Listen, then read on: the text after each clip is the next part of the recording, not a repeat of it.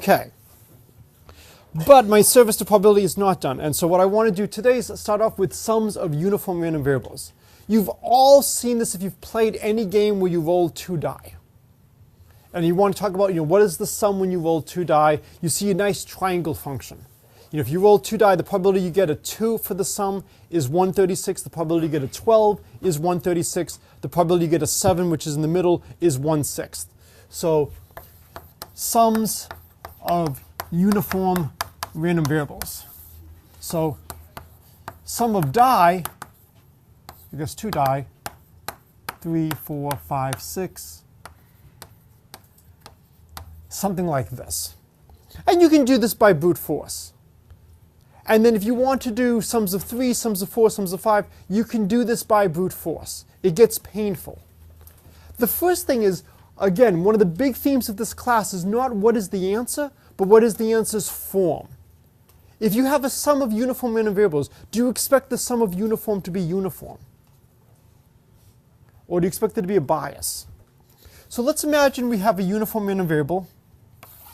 So here's 0, here's 1, and we have another uniform random variable. When we add them together, what are the possible values for the sum? What's the range going to be for the sum of two uniforms? 0 to 2. So the question is, do we think the probability density is going to be equally likely? Well, let's say we want to be very close to 0, very close to 1, or, very close to 0, very close to 2, or very close to 1. If we're going to be very close to 0, both of the numbers have to be really close to 0. If we're going to be very close to 2, both of the numbers have to be very close to 2. What if we're going to be very close to 1? How could we be very close to 1? Yes? 1 close to 0, 1 close to 1, or the opposite. Well, what you mean, right? Yeah, there's a lot of ways. There's a lot of ways. And so essentially, if I want to have the sum be close to 1, if one number is small, one number is large, I have a lot more freedom. And in fact, it makes sense that I should have the most freedom here. So if you had to guess, you would say something like this. Without doing any calculation, we expect the functional form of the sum of two uniforms to look like this. Okay? This is extremely useful to be able to get a feel for what the answer should be before you do the detailed calculation. Okay, now let's try to do the detailed calculation. Good, I remember how to walk. So sum of two continuous uniform 0, 1. So we've talked about, the density will be fx of t will be 1, 0 less than equal to t less than equal to 1, 0 otherwise. And we'll let z be x1 plus x2. Then we've talked about convolutions. The density of the sum is just the integral from minus infinity to infinity, f x1 of t, f x2 of z minus t dt. And if you think about this as a quick review, I want the sum of my two random variables to equal z. Well, if the first one is t, the second one has to be z minus t. The most common mistake people make in problems like this is say, oh, well, my density is 1 if 0 is less than t is less than 1. Let me replace both of these with 1 when t goes from 0 to 1. We have to be very careful because this form, replacing it with 1, only works when the input is between 0 and 1. If t is between 0 and 1, that's OK over here. And I can now shrink this integral, integrate 0 to 1, f x1 of t, f x2 of z minus t dt. And now over here, I can replace this with a 1. But I can't just replace this with a 1. I can only replace this with a 1 when z minus t is between 0 and 1. So this is 0 unless 0 less than equal to z minus t less than equal to 1, in which case it's 1. This is where things get painful. So there was foreshadowing. So remember we had those lectures in the very beginning of the semester in 231 where I talked about mathematics of modeling and we saw sums of uniform random variables, and I gave you the formula in closed form expression for the sum of 4 uniforms and said don't even ask me for sum of 8. You know, Mathematica basically quit on me. We can do these calculations in great detail. The more sums of uniforms you have, the worse it gets. So the whole point is, I think I emailed you that I was talking with a colleague of mine who was talking with a colleague of his about why should there be any probabilists today? Everybody should be a statistician. Everybody should just simulate things. Simulation is important. Coding is important. Why do we need probabilists as well? Closed form expressions. The ability to have a closed form expression to see how things depend on your parameters, that's extremely important. If you're doing an equation in mathematics and economics and physics, and you want to vary a parameter and see how things change, if you have a closed form expression, well then you can just change your parameter and see the change. If you have to simulate everything, it's very expensive. If you then change the marginal propensity to consume or the tax rate, you have to rerun all the simulations. So one of the advantages of probability is when we can get closed form expressions for the densities. If we have a closed form expression for the density, boy can we do a lot with it. Unfortunately, sometimes the closed form expressions for the densities are not tractable. You know, if you go back and look at what we saw for sums of 4 uniform random variables, you don't want to work with that. Nor do you want to work with sums of 8. So then the next thing we do is, while there are closed form expressions, sometimes rather than using an exact answer, it's better to use an approximate answer. An approximate closed form answer that's nice to work with. And in fact, that's going to lead to the next part of today's talk on the on the normal random variable, where we have nice formulas for what's going on, we have good tables, and we can reduce a lot of calculations to that. But I want you to get a sense of why we're doing these things. We like closed form expressions because we can see how things behave. But at times, the closed form expressions will become a nightmare to work with. Here, we want 0 less than or equal to z minus t less than or equal to 1. Well, z is given, and then we have to figure out what t is. All right, well, what range of t do we have? We know 0 less than or equal to t less than or equal to 1, and if we move things over, we have to have t less than or equal to z.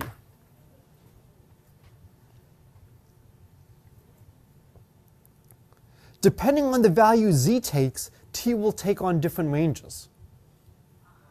So for instance, if z equals 2, what does t run from?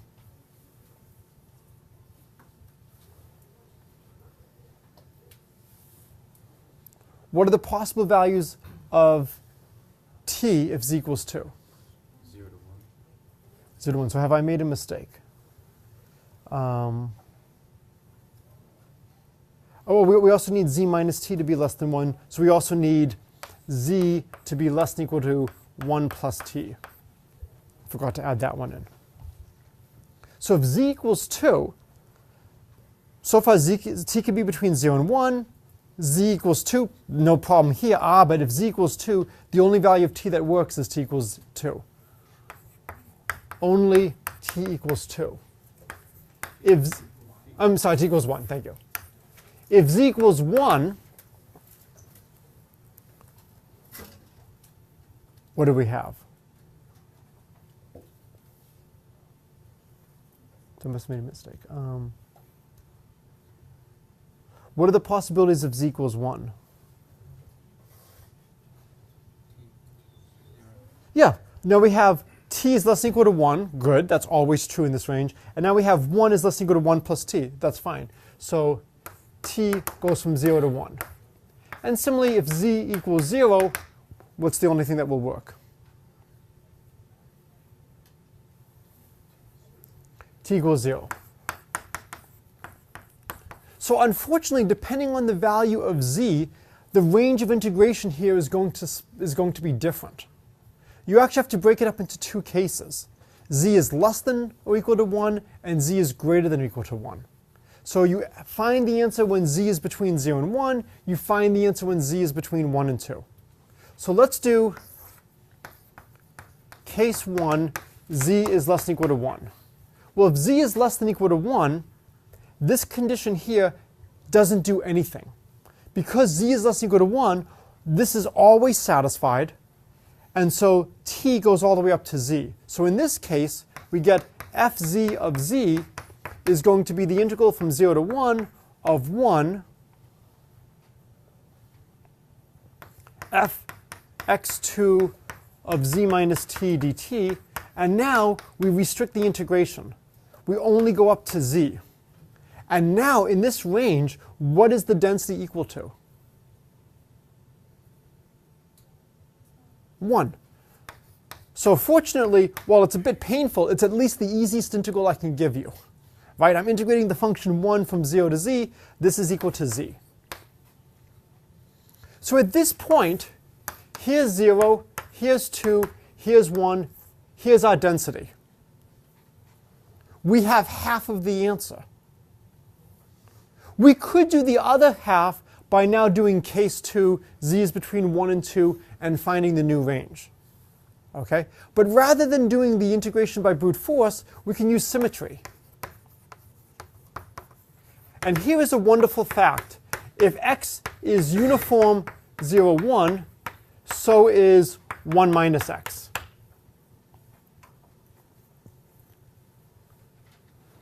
So we will see plenty of examples of this during the semester, where you have a random variable and you do something to it and you essentially get the same thing back. It's essentially the distribution is stable under a transformation. If you think about this, this is one of the best things that can happen to you in life. Right? Everyone has taken linear algebra. This is a prereq for the course. If I apply a matrix to a vector, what happens typically to the vector?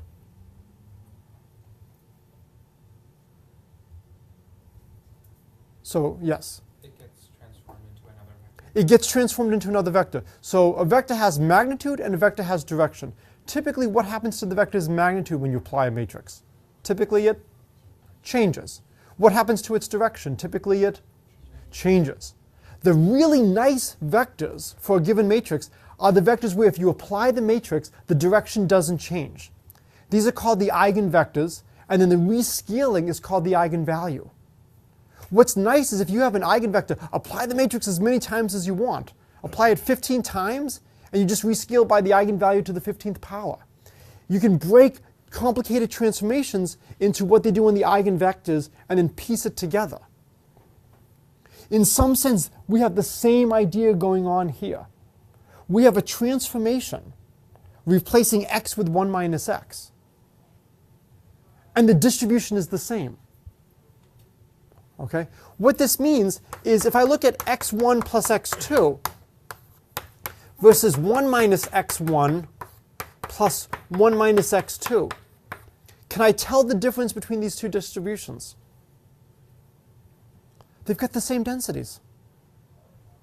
This is the same as 2 minus x1 plus x2. So because we know how it is in the first half, we can now get what it is by the second half by symmetry. If you're not comfortable with the symmetry argument, it's in the book. You can also just go through and do the calculation by brute force. Okay? You can begin to see how bad it's going to get as we increase the complexity. This is just the sum of two uniform random variables. We can now do sums of 3, sums of 4, sums of 5. It's actually nice if you have a perfect power of 2. So one trick is the trick of grouping. So if we want to do x1 plus x2 plus x3 plus x4, we can first group each of these. We know what these distributions are, and then we add those together.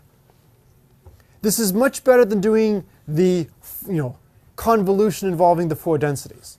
You can write it out in painful detail, okay? But this allows you to bypass. In some sense, this is very similar to induction, to doing, if you can do the base case, you can get all the other cases. So again, one of my goals in life is to minimize the amount of algebra I need to do in public. Okay, I'm not good at doing algebra in public. 2, I can usually do 2 things without making too many errors. I think I made 1 error over there already, so even at 2 I have difficulty. doing 3 or 4 things to write it all down and not make a mistake is not going to happen. It turns out in many of these cases, if you can understand the 2-dimensional case completely, you can get the general case without any trouble. And I'll talk a little bit about that with the dimensional analysis Pythagoras at the Wednesday colloquium. Okay. Any questions about sums of uniform random variables? Okay. There's some notes in the book about how you would actually generate a uniform random variable. It's not as easy as you would think to generate a uniform random variable. Did I talk about the scratch lottery from Canada? Did I talk about that in this class? Okay, so that was a great example where they thought they were generating something uniformly. Turns out they weren't, and there was a wonderful opportunity to make money based on their pseudo-random number generator. To generate a discrete uniform random variable is not that bad. A continuous random variable, that's much harder. Computers can only manipulate finitely many zeros and ones. Okay, now we're down to sums of normal random variables. So we say, as a quick review, x has the normal distribution with mean mu and variance sigma squared. This means the density function is 1 over square root of 2 pi sigma squared, that's horrible 2, e to the negative x minus mu squared over 2 sigma squared. So previously, way before spring break, we calculated that this actually is the correct normalization constant. We did the polar trick. We calculated the mean and the variance so that these are actually good names for the symbols here. We'll see another way to calculate all these moments very easily later in this semester, probably on Wednesday, if not next Monday. What we want to do now is we want to take sums of normal random variables. So before we do the calculation, we want to try to get a sense of what the answer should be like. Now, the sum of 2 uniform random variables was not uniform. It was a triangle. Any thoughts about what a sum of 2 normal random variables should be? Now, that's amazing. The sum of 2 normals is normal. Now, when you get facts in mathematics, you always have to ask, what's reasonable to hope for? Is it reasonable to hope that the sum of 2 normal random variables is normal with the same mean as each and the same variance as each? No, because if we have z is x1 plus x2, the mean of z is the mean of x1 plus the mean of x2, and the variance of z is the variance of x1 plus the variance of x2. And this is as long as they're independent. The mean of a sum is the sum of the means. The variance of a sum is the sum of the variances. The only way we can have the same mean and the same variance is if the mean is 0, not a big deal, that's just normalizing and scaling, and the variances are 0. Well, what would it mean for the variance to be 0? It means your normal distribution would be an infinite spike, like this. It would basically mean, with absolute certainty, this is my value. We're not going to really consider a normal random variable with 0 variance. Right? We want the variance to be, well, maybe we don't want, but the variance will be some positive number. Okay? So in general, when we sum 2 normal random variables, we can't expect to get exactly the same distribution back. So in terms of getting a stable distribution where what you put in is what you get out, it's too much to ask to get exactly the same thing out. What we can do is say, fine, we're not going to get the same thing out. Let's look at the closest thing possible. Do we get this to be a normal with mean mu1 plus mu2 and variance sigma 1 squared plus sigma 2 squared? That's the most reasonable thing we could hope for that has a chance of being true. And the answer is yes. The sum of 2 normal random variables is a normal random variable with exactly the mean you would expect and exactly the variance you would expect. So we would call this a stable distribution.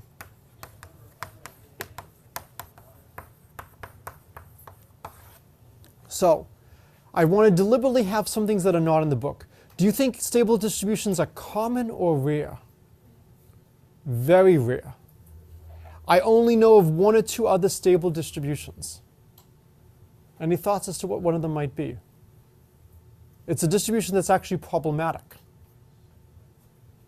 A distribution that has some very bad properties. The Cauchy. The Cauchy is actually stable. The sum of 2 Cauchys is a Cauchy. And it turns out that there's a family of distributions that has the Gaussian at one extreme and a Cauchy at another extreme, and there's a few others in between that you can work with. I think the Levy is another special case. And these are actually stable distributions, and they are extremely important in a lot of processes. In economics, who here are the econ majors? Okay, hopefully by now you've learned the random walk through Wall Street is a bad model. Flipping coins to determine how the stock market moves, this is not a good idea. It doesn't give you enough days of huge changes. And so the problem with flipping a coin is that you have a Gaussian distribution, you have very thin tails. So unlikely events, large events have very low probability of happening. The advantage of a Cauchy distribution is it assigns a lot more probability to those extreme events. And there's a lot of people who believe that it's something like this that you need to model what's going on in Wall Street and other phenomena. And what's wonderful is you can put the Cauchy and the normal in a family together. So there are some comments about this on, I think it was the previous class, which goes through the economics literature. It has a lot of work by Benoit Mandelbrot, one of the founders of fractal geometry and fractal mathematics, Farmer, lots of people talking about how you would apply this to model the real world. And essentially what's going on with the fractals is that as the scale changes, you see similar behavior. And this has phenomenal consequences. And to me, the wonderful linkage is that you have a stable distribution lurking in the background. And the Cauchy and the Gaussian, while they're both stable, have very different properties. Okay, so the question is, how do we prove that the sum of 2 normals is a normal with the correct mean and the correct variance? All right, so theorem, normal mu1 sigma 1 squared plus normal mu2 sigma 2 squared equals normal mu1 plus mu2 sigma 1 squared plus sigma 2 squared. Without loss of generality, I'm going to assume mu1 equals mu2 and sigma 1 squared equals sigma 2 squared equals 1. This is not a big deal. If you do some change of variables, you can always adjust along these lines. Why do you think I'm making this assumption? Why do you think I want to make this assumption?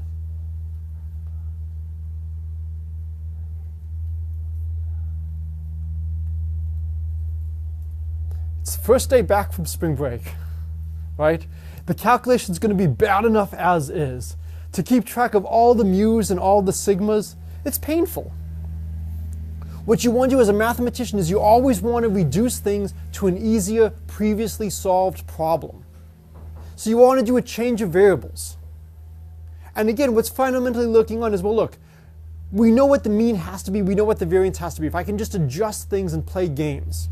So I'm not going to go through those calculations. I strongly urge you to do it. I'm going to just do the special case and tell you that it works in general. I urge you to do the general case. All right, so let's let z be x1 plus x2. So the density of z is going to be the integral from minus infinity to infinity f x1 of t f x2 of z minus t dt. In some sense, this is actually easier than the sum of uniforms. What do I not have to worry about? I'm sorry? Yeah, I don't have to worry about bounds of integration. I have to worry about integration I can't do. So the sums of uniform, I can actually do the integration. I'm integrating the function 1. But I have horrible bounds. And I have to keep splitting things up. Here, I don't have to split up And so this is an interesting question. Which would you rather have, an easy integrand or nice bounds? Easy integrand. Well, this is something, hopefully in Calc 3 you see that, when you do these change of variables, you try to make nice bounds of integration at the cost of the integrand. And that was one of the big themes in change of variables. As an aside, in polar coordinates, what does a circle look like? A rectangle. In spherical coordinates, what does a sphere look like? A cube or box. And the idea is you convert very bad integration regions to nice integration regions. The integrands sometimes become worse, sometimes they become nice. It depends on how the Jacobian goes and the change of variables. But it's often a good idea to have a nice region of integration. All right, so let's start substituting in. Please watch for mistakes. 1 over square root of 2 pi e to the negative t squared over 2. 1 over square root of 2 pi e to the negative z minus t squared over 2 dt. And you could see if I had the mu's, it would just change things a little bit. If I had the sigmas, it would just change things a little bit. All right, well, square root of 2 pi is 1 over 2 pi. This is all in the book. If you want to just sit back and try to enjoy it, by all means, try to do that. This is just algebra. Let's combine the exponentials. So we have e to the negative, we have a t squared, and then here we have a plus a z squared minus 2zt plus t squared divided by 2 dt. Is that correct? So again, you really got to watch my algebra. I'm not feeling well today, and the algebra gets involved. We need to integrate this. At the end of the day, what will we get when we finish the integration? It's going to look like a function of what? A function of z. At the end of the day, everything involving a t is gone. So what I wanted, right, because we're integrating with respect to t. All the t's that are here, they're dead at the end. They're gone. So I need to just figure out, well, I want to write this as some constant times some function of z. And this constant is going to be the integral over t. Now you can see I could pull out the z squared. I have a 2zt. This should start to look like something. Z squared minus 2zt. Let me see how I want to do this. And then we have a plus 2t squared. Okay? So this is the argument of the exponential. And we have to figure out, how do we want to analyze this? If we didn't have this term over here, I could just pull out the e to the minus z squared. Right? So again, what I want you to do is, I don't want to just write down the answer. I want to talk about how we would think about the answer. If we didn't have this cross term, it would be easy. I pull out the e to the minus z squared. I'm left with an integral of t. Great. It's some number. And because this is a probability distribution, then it has to integrate to 1, and I can figure out what the constant is by the theory of normalization. The problem is I have this damn stuff here. Okay, well, what could I do? I want to somehow pull out z's. So when I'm looking at this, I could try to think about completing the square. I have z squared minus 2z. Oh, I could put a plus t squared and try to complete. Oh, but that's what I've already got here. I'm going backwards. I've got to try to think of another way of completing the square. Maybe I want to write it as 2t squared minus 2zt plus z squared. And again, the z squared over here doesn't bother me. I can pull that out without any trouble. So what I can do is I can write this as 2t squared minus zt plus z squared, t squared minus zt plus, so it should be z over 2 squared minus z over 2 squared So I'm trying to complete the square. If I now take the cross term, let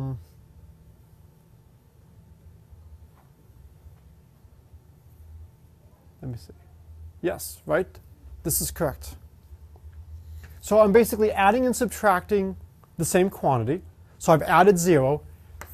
That's one of the most important things you can do in mathematics.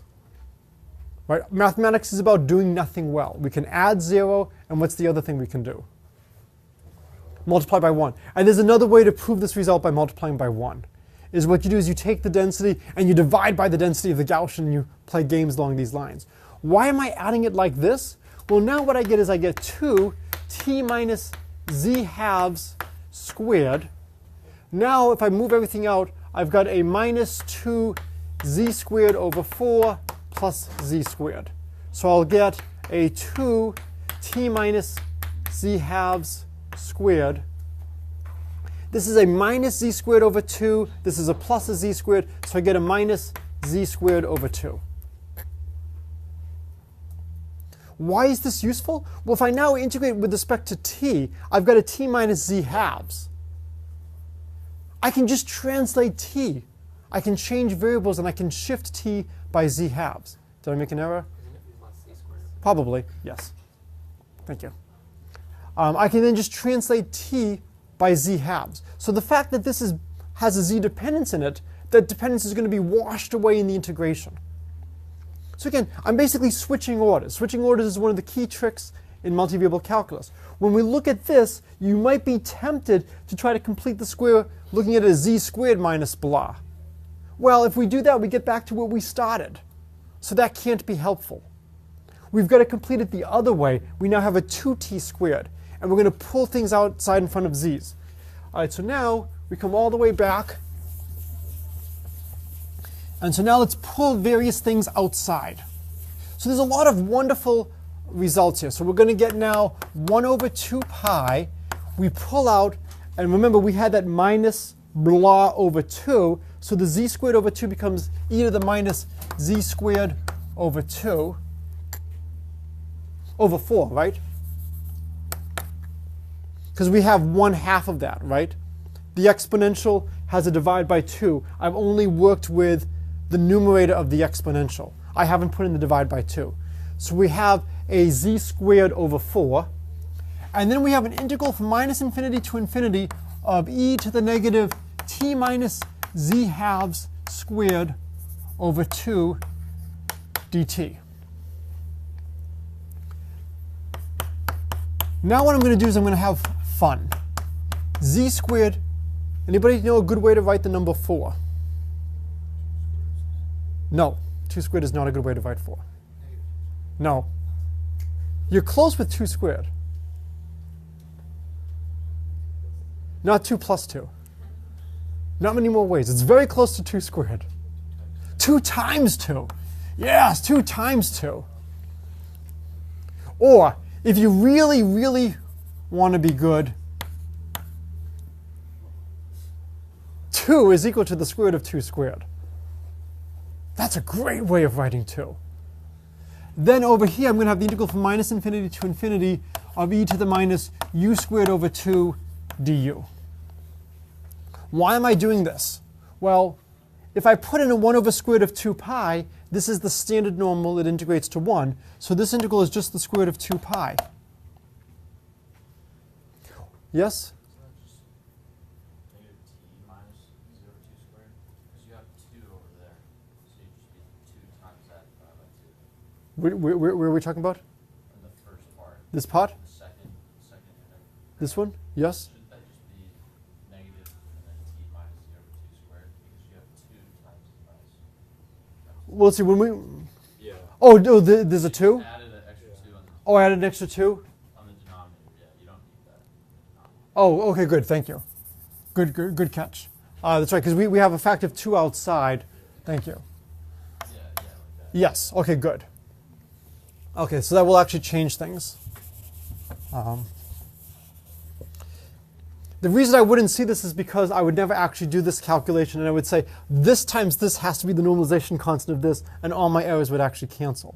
But you're right, the 2 should cancel, and I should have e to the negative u squared du. And I'm going to write this as u squared 2 times 1/2. 2 times 1/2 is 1. So this is the same as 2 times 1 over square root of 2 squared. Why am I doing this? This is giving me a normal distribution where I can now see the variance is 1 over 2, or the standard deviation is 1 over square root of 2. So the normalization constant I need here is 1 over the square root of 2 pi sigma squared, which is 1/2. So then I would have to multiply by the square root of 2 pi times 1/2. And so when all the dust settles, the square root of 2 pi cancels. I get a square root of 2 pi down here. I have a square root of 1/2 up top. Well, a square root of 1/2 up top becomes a square root of 2 down below. E to the negative z squared over 2 square root of 2 squared. And let's see, have I dropped something? I have a feel, it looks like we're off by a factor of 2 somewhere. So let's see. Here we have the standard deviation is 1 over square root of 2. It's 1/2. Square root of 1/2. Oh, it's okay. There's no square root down here, right? It would become a 2 down here, and I write the 2 as square root of 2 times 2. Perfect. Yeah. Okay. It does work out. And this is a normal with mean 0 and variance square root of 2 squared, which is exactly the variance you get when you have 1 and 1. So now if you wanted to do the general case, you just do even more algebra. You see how successful I was with the algebra with just the simplest sum of 2 normals. You can now understand why I do not want to do the general case. But the idea is clear. The other thing is, this was not needed. Even though I made mistakes, fine, doesn't matter. It's one of the reasons why I do probability, not algebra. Why is this not needed? Because this times this is some constant. And I get it's some constant c times e to the negative z squared over 2 square root of 2 squared. This is a probability distribution. What is the integral of the density of a probability distribution? It's 1. This is the beginning of a normal density.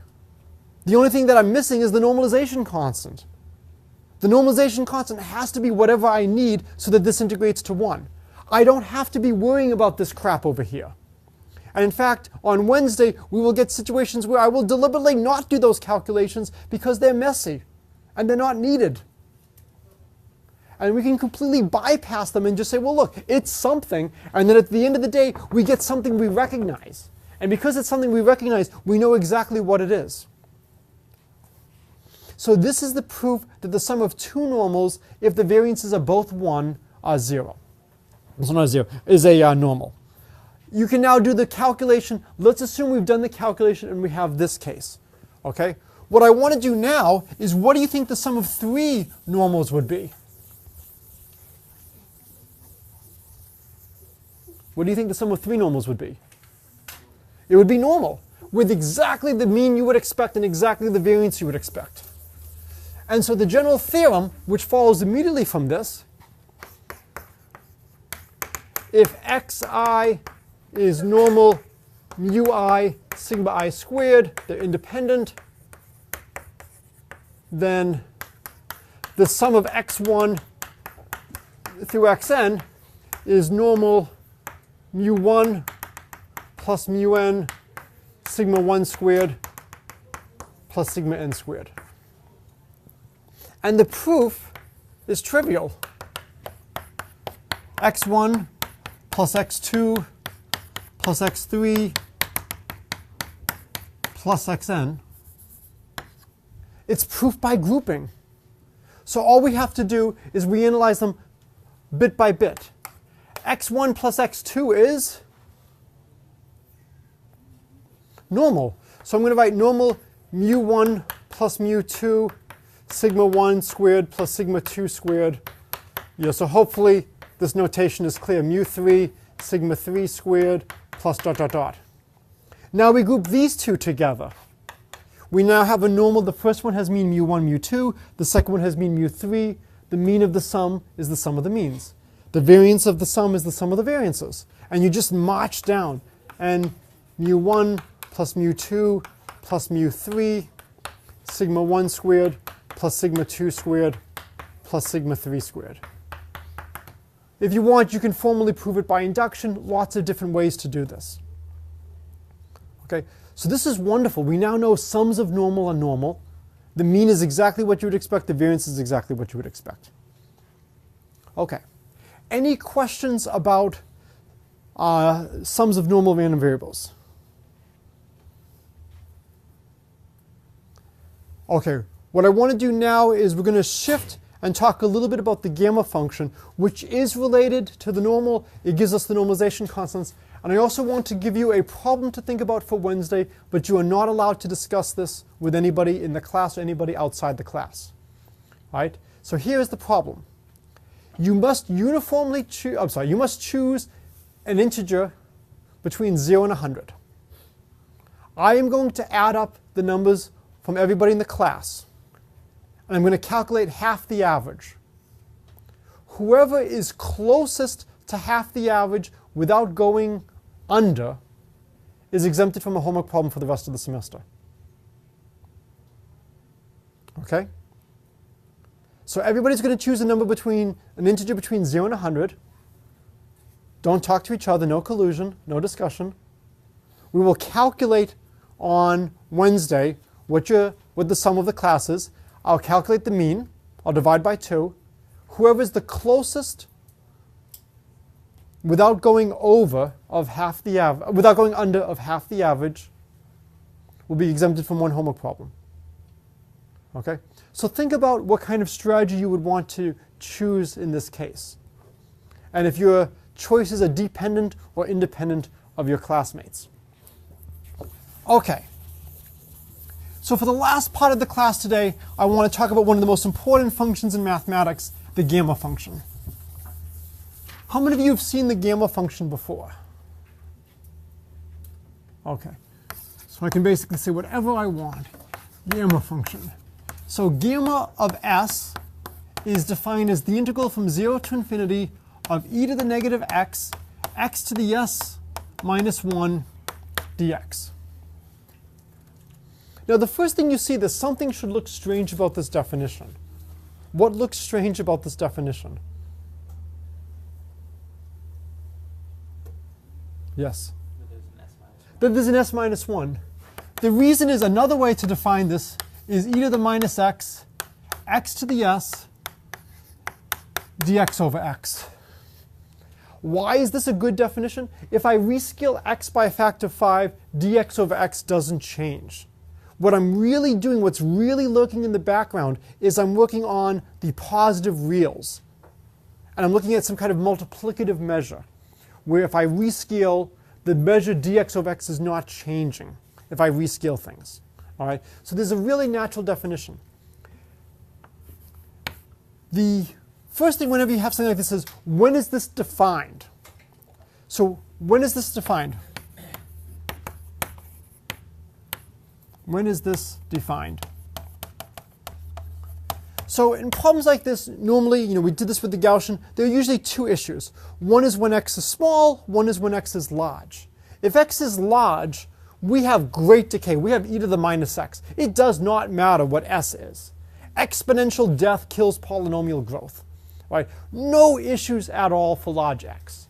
What about small x? Well, if x is small, what does e to the minus x look like when x is small? 1. So I have x to the s minus 1. If I want x to the s minus 1 to be integrable, what do I need?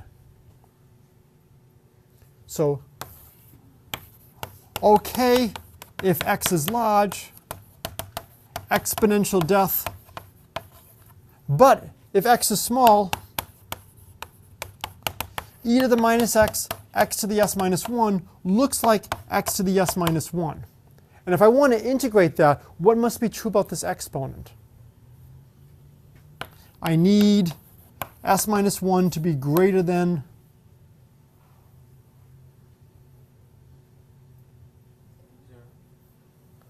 So if it's greater than 0, we're fine, but you can actually do better than 0. If I have x to the minus a half, if I integrate x to the minus a half, I get x to the half over a half. That's well defined. If I give you x to the minus 3/4, and I integrate that, I get x to the minus a quarter over x to the quarter over a quarter. That's well defined. As long as this is greater than 0, we're OK. So we're OK if s is greater than 0. I'm sorry, greater than -1. And again, it's just because x to the -1, if I try to integrate x to the -1, I get log of x. That's not integrable. It blows up. As long as this exponent is a little bit greater than -1, we're fine. So it's not 0, sorry. Turns out we needed not 0 as was suggested, but -1. All right. Can somebody give me a really good value of s to plug in to try to evaluate this? We don't have much time. What's a good value of s? 1. So gamma of 1 is the integral from 0 to infinity of e to the minus x dx. Oh, great. This is the exponential distribution. That integral is just 1. What's the next easiest choice? 2. Horrible 2. Integral from 0 to infinity of e to the negative x, x dx. How would we evaluate this integral? What technique would we use? This would be integration by parts, and we get 1. So it might be reasonable to conjecture that it's always equal to 1 when you plug in an integer. Turns out that's not the case. If you put in 3, the integral from 0 to infinity, e to the negative x, x squared dx, you get 2. And there's a really good way of writing 2, and we'll see that in a moment. Again, do the integration by parts at home, and we get 6. And I'll do one more. Gamma of 5 will be the integral from 0 to infinity, e to the negative x, x to the 4th dx over 24. So pattern recognition. How should we write 2? I'm sorry? 2 factorial, 3 factorial, 4 factorial. And we actually get gamma of n plus 1 is n factorial if n greater than or equal to 0 is an integer. And we have what's called the functional equation, which we'll talk about next time. Gamma of s plus 1 is s times gamma of s. And we'll talk about why this is true. But what's wonderful about this is if you know the gamma function at some places, you then know it at other places. You only need to know it, in fact, in a strip of width 1. And in fact, this generalizes the factorial. Generalizes the factorial. This will be phenomenally important to us. We can generalize the factorial function for non-integral arguments. And it will eventually lead us, and I will end with this, -1/2 factorial becomes, if I remember correctly, the square root of pi. All right, so we will talk more about that on Wednesday.